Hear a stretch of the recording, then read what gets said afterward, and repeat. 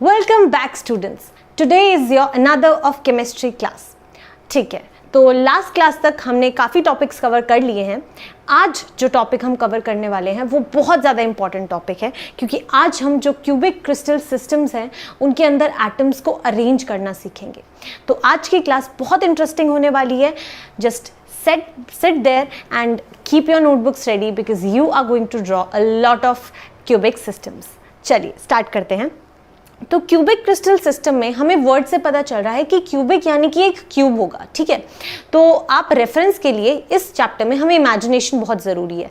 तो आप अपनी इमेजिनेशन के लिए प्लीज़ अपने रूम को एक क्यूब की तरह कंसिडर कीजिए और जितनी भी चीज़ें मैं आपको बताने वाली हूँ वो सब आपको अपने रूम में इमेजिन करनी है। ठीक है, तो अब क्या होता है, जैसे क्रिस्टल सिस्टम्स होते हैं, तो अगर आप क्यूबिक क्रिस्टल सिस्टम की बात करेंगे तो क्यूबिक क्रिस्टल सिस्टम एक क्यूब की फॉर्म में होंगे, ऑब्वियस है वो। तो अब आपको अरेंजमेंट ऑफ एटम्स सीखना है वहां पे। ठीक है, तो हमने क्या देखा है, और जो भी हर एक कॉर्नर होता है वो क्या होता है, वो एक लैटिस पॉइंट होता है जहां पे आपका एटम प्रेजेंट हो सकता है। बिल्कुल, तो lattice points are located at the centre of the sphere.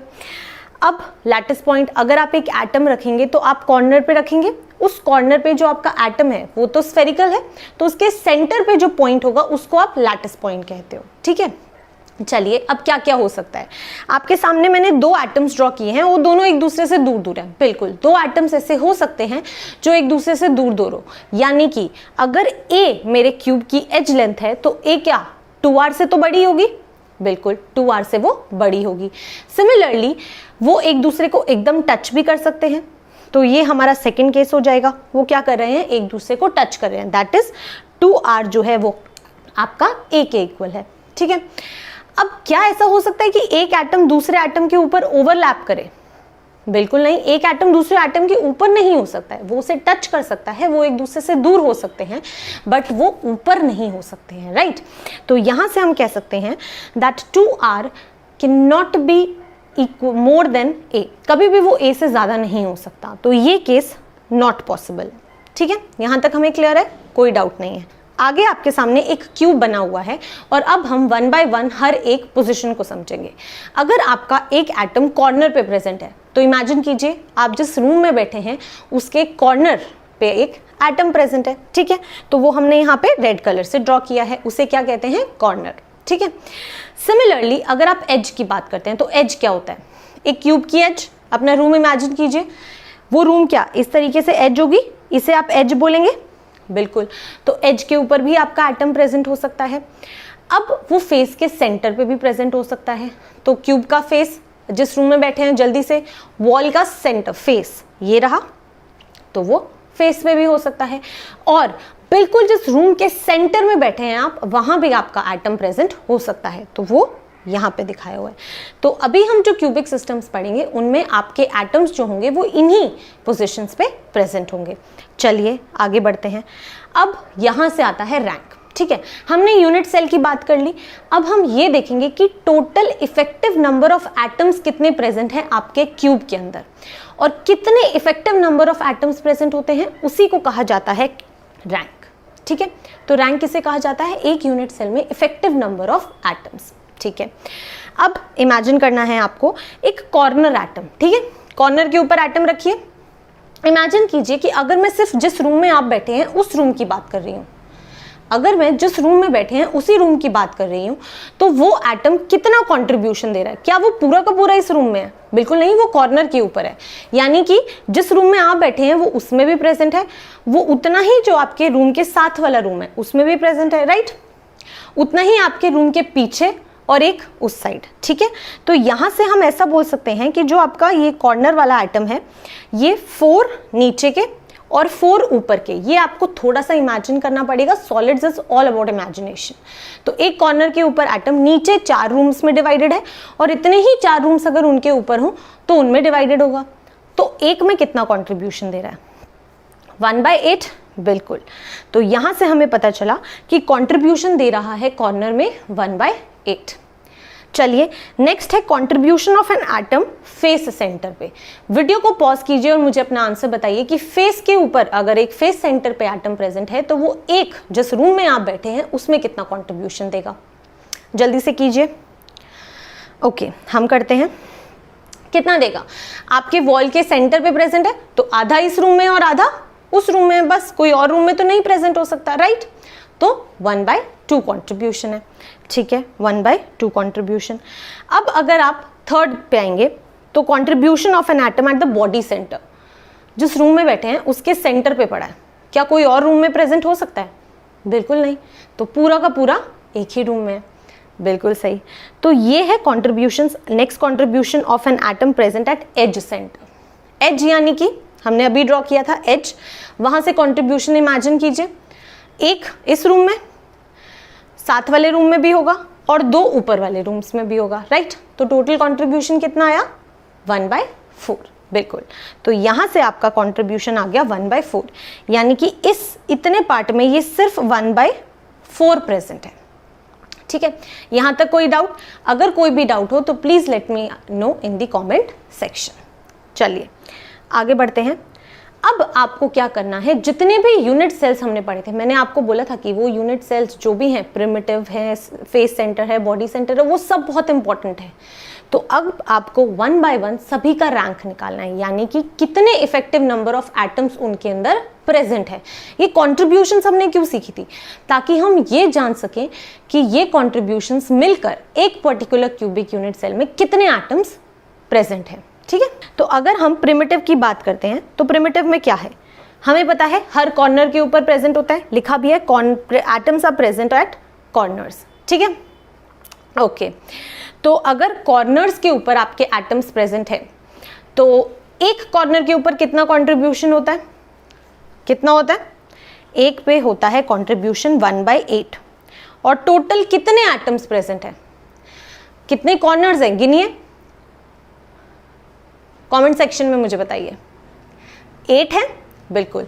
तो अगर हर एक का कंट्रीब्यूशन 1/8 है और टोटल 8 कॉर्नर्स हैं, तो total effective number of atoms कितने प्रेजेंट होंगे आपके? 1, बिल्कुल, वो क्या हो जाएगा? 1 हो जाएगा, ठीक है। चलिए ये समझ आ गया। यहां पे मैंने आपको लिख के भी दिया है पॉइंट्स में, atoms are present only at corners, contribution at a corner is 1/8, total number of atoms are 8, so 1/8 into 8 is, total number of atoms are 8, so 1/8 into 8 is 1, ठीक है। तो इस तरीके से हम टोटल कंट्रीब्यूशन निकाल सकते हैं, ठीक है। तो यही होगा इफेक्टिव नंबर ऑफ एटम्स, जो एक जिस रूम में आप बैठे हैं उसके अंदर कितने एटम्स प्रेजेंट होंगे। तो हर चीज को अपने रूम से इमेजिन करना है। अब नेक्स्ट आप खुद करेंगे, वीडियो को पॉज कीजिए और खुद ट्राई कीजिए face centred cubic unit cell का इफेक्टिव नंबर ऑफ एटम्स निकालने का, और कमेंट सेक्शन के अंदर अपने आंसर मुझे बताइए, ठीक है। चलिए तो अब स्टार्ट करते हैं rank of a face centred cubic unit cell. तो अभी क्या करना है, आप सभी को अपना वीडियो पॉज करना है और मुझे फेस सेंटर्ड का रैंक निकाल के कमेंट सेक्शन के अंदर बताना है। अभी बताइए, ठीक है। जैसे हमने प्रिमिटिव के लिए किया, बिल्कुल वैसे ही फेस सेंटर इमेजिन कीजिए कि कितने एटम्स हैं और वो सब एटम्स को अरेंज कीजिए और उनका कंट्रीब्यूशन निकालिए, ऐड कीजिए और रैंक बताइए कमेंट सेक्शन के अंदर। चलिए अब हम करते हैं। तो जब आप rank of a face centred cubic unit cell की बात करते हैं तो पहले यहाँ पे हम बिना डायग्राम देखे खुद से स्टडी करते हैं। जब हमने फेस सेंटर की बात की थी तो हमें पता था कि कॉर्नर्स के ऊपर एटम्स प्रेजेंट होते हैं, परफेक्ट, और फेस सेंटर्ड नाम है तो फेसेस पे भी प्रेजेंट होंगे, ठीक है। कितने कॉर्नर्स हैं?